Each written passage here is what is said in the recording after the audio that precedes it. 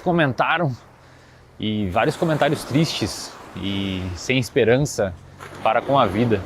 Eu sei, cara, eu sei que é uma merda, tá? Pode ter certeza que eu sei que é uma merda. Olhando no seu olho, pode ter certeza que eu sei que é uma merda. Eu já tive momentos muito merda na minha vida.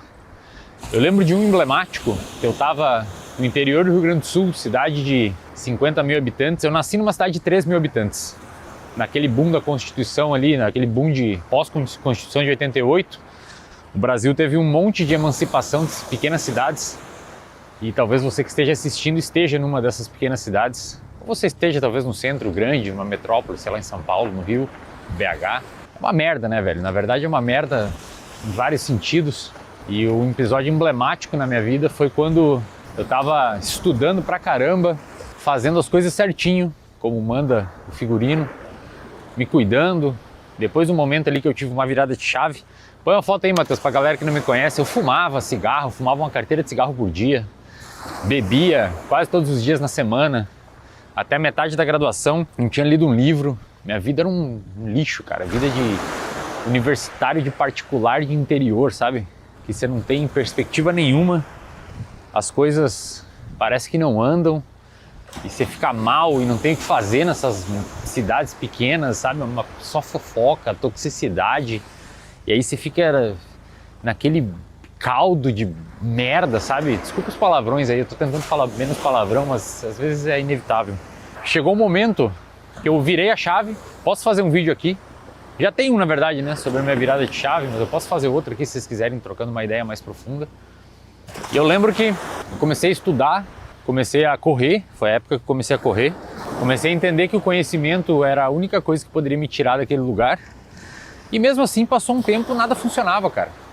Entende? Não adiantava, eu fazia o que a galera falava, porra, estuda, treina, dorme bem, e continuava na mesma. E aí eu lembro uma vez, abrindo intimidade aqui com vocês, já falei para isso para os meus alunos, na verdade acho que é a primeira aula do reservatório de dopamina. Foi uma vez que eu dei um socão na porta, chorando, sabe? Tipo, cara, parecia que eu tava tentando abafar essa pressão que eu sentia, pressão interna mesmo, né? Tipo assim, pô, tô fazendo as paradas, tô dando porrada, e não adianta, não sai do lugar. Ah, beleza, melhorei as notas nas provas, não tem perspectiva nenhuma de ganhar uma grana, tenho, sei lá, velho, minha vida segue essa merda aqui, né? E aí eu lembro que eu tava irritado em casa, assim, sozinho, eu dei um soco com toda a força na porta, cara. Sei lá, se não trincou um osso, porque a minha mão ficou doendo umas 2 semanas, afundou a porta, aquelas portas de quarto, que elas são tipo uma madeirinha fina num lado e no outro, separado ali, né, tem um vácuo no meio. E aí eu parei assim, falei, cara, peraí, o que eu acabei de fazer, né? Raciocinei sobre o meu comportamento, fiquei até meio assustado. E então eu sei que é uma merda, sabe? Eu sei, pode ter certeza que eu sei que é uma merda. Eu tive episódios muito difíceis, não só esse, tiveram outros também, mas esse vídeo não é sobre esses episódios.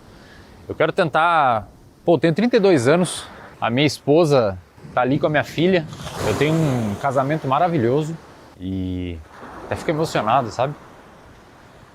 E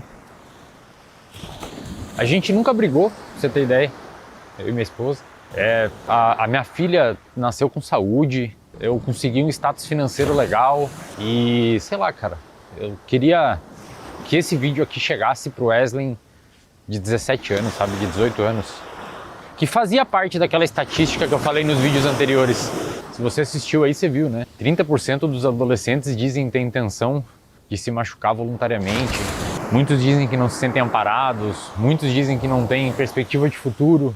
E eu queria que esse vídeo chegasse nesse adolescente, nesse Wesley que está aí no outro lado da tela, que está sem perspectiva, que às vezes está fazendo tudo certo e não funciona.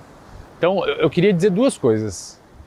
Estou dizendo que eu tenho uma esposa maravilhosa, tenho uma filha linda, tenho minhas empresas, consegui vencer, ou o que chamam de vencer, né? Não só no aspecto financeiro, mas familiar, no aspecto de paz, consegui estabilidade psicológica.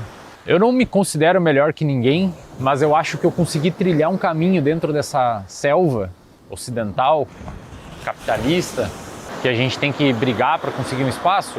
E eu acho que esse caminho pode te ajudar, sei lá, esse caminho que eu trilhei aqui, pode ser que eu te dê algum atalho, ou talvez alguma luz, né? Um norte, melhor dizendo, não um atalho, mas um norte para onde você talvez pudesse mirar. E são 2 dicas que eu quero dar, até trouxe anotado num papelzinho aqui, ó, para não me perder. São duas dicas. Uma é no que diz respeito à filosofia e outra é no que diz respeito à psicologia. Eu sou formado em psicologia, para quem não sabe, tenho mestrado, doutorado em neurociências, então vou começar por essa. Dentro dos últimos 10 anos aí que eu estudei neurociências, comportamento, eu acho que tem um grande fator que, se eu pudesse falar para minha filha quando eu estiver no leito de morte, uma única coisa que eu pudesse falar para ela, nesse aspecto, né, claro, tem outras coisas em outros aspectos, mas nesse aspecto do comportamento e das neurociências eu diria, cuide, ó, presta atenção aqui comigo, ó, vem aqui comigo, não consigo bater palma, então presta atenção aqui. Eu diria, o ambiente é muito importante, o ambiente, especialmente as pessoas. Então se você que está aí no outro lado da tela está passando por um momento difícil, cara, vai ter algum momento que você vai precisar se afastar de algumas pessoas. Isso vai doer, vai ser difícil, vai ser complicado, mas boa parte do seu comportamento está sendo modulado, reforçado ou punido e, portanto, aumentando ou reduzindo a probabilidade dele acontecer por meio das pessoas que você convive. Então, se você convive com pessoas que não são muito de estudar e viver uma vida saudável, talvez quando você tentar estudar e viver uma vida saudável, o que é importante, né, para você ser feliz, essas pessoas vão rir de você, vão menosprezar você, às vezes de forma passiva, mas o suficiente para inibir o seu comportamento e reduzir a probabilidade dele acontecer. Então, esse é o conselho de ordem psicológica, digamos assim. Tome muito cuidado com o ambiente que você está, tá? Às vezes, vale mais pagar um preço imediato. Tem um avião passando ali, ó. Acho que não vai dar para ver não, ali, ó. Às vezes, vale mais a pena você pagar um preço imediato e se afastar de uma pessoa agora e vai doer, mas lá na frente você ter os louros disso, do que você não querer pagar esse preço agora e lá na frente essa pessoa destruiu, essas pessoas destruírem sua vida.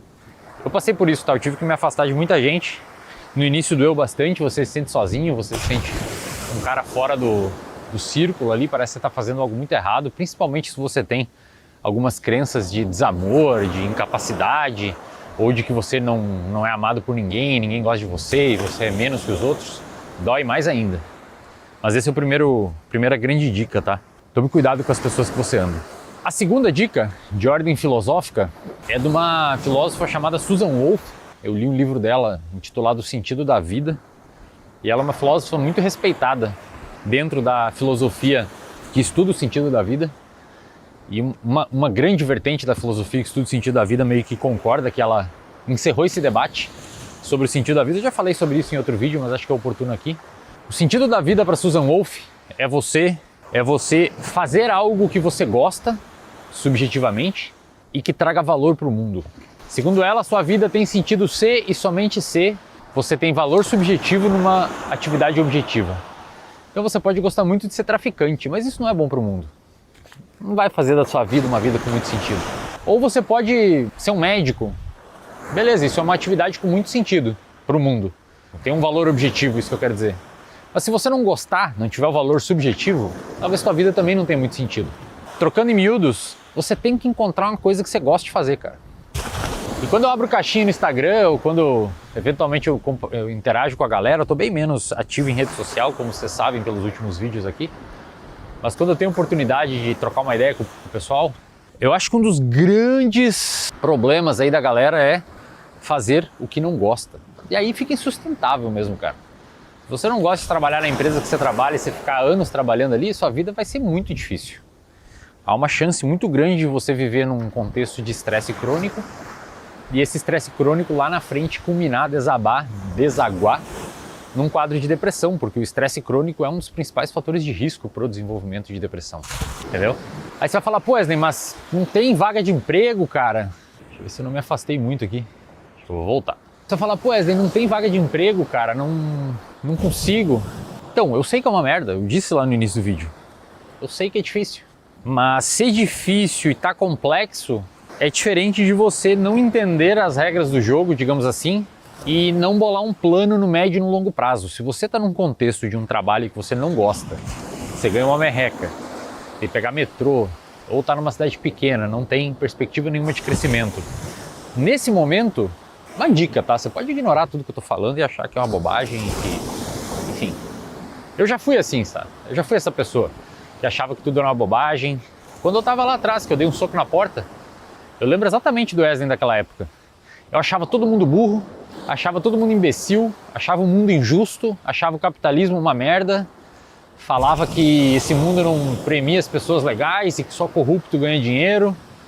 Até que chegou o momento que eu falei, beleza, cara, eu posso ficar nessa minha paranoia aqui e minha vida continuar sendo uma merda, ou eu posso tentar entender o que está funcionando no mundo e, dentro desse turbilhão de questões, encontrar um espacinho pequeno, não preciso de muita coisa. Eu lembro que na época, o meu maior sonho, eu tive esse sonho, eu copiei esse sonho do Rafinha Bastos, olha que crossover aí. Ele falou numa entrevista que o maior sonho financeiro dele era ter dinheiro suficiente para comer no restaurante e não olhar o preço do prato. Eu falei, porra, esse é meu sonho financeiro, comer no restaurante. Então, a partir disso, o meu grande objetivo era ter dinheiro para comer no restaurante e não olhar o preço do prato. Então, eu nunca fui um cara que quis ser trilhardário, bilionário, famosão, não sei aonde. Só queria comer no restaurante. E aí eu pensei, não deve ser tão difícil, não é possível que seja tão difícil eu conseguir criar um cenário de ganhar um valor razoável para morar num apartamento relativamente confortável e comer no restaurante sem olhar uma vez por mês, 2 vezes por mês, sem olhar o preço do... E aí que eu quis ser professor, né? Professor de federal, por isso que eu fui para o mestrado e doutorado. Mas a vida me levou para outros lados. A questão é que ou você fica nesse cenário aí, achando que tudo é uma merda e fica resignado nesse universo, e beleza, tudo bem, você tem o direito de fazer isso, mas adianto para você que sua vida vai continuar sendo muito ruim. Ou você tenta entender que não, peraí, mesmo eu estando nesse cenário agora, se eu tentar minimamente nos espaços que eu tenho de tempo, ter uma saúde relativamente boa, mental e física, e ter um plano, sabe, sei lá, passar num concurso nos próximos 5 anos, abrir um negócio, crescer numa empresa, conseguir vaga numa empresa, não sei exatamente qual seria o seu plano. Fazer uma faculdade, fazer um curso técnico, ir para fora, sei lá, aprender uma nova língua, virar professor, não sei. Mas isso muda tudo, sabe? E aí esse plano tem que ser linkado com o que você gosta, para que aqueles critérios da Susan Wolf sejam preenchidos.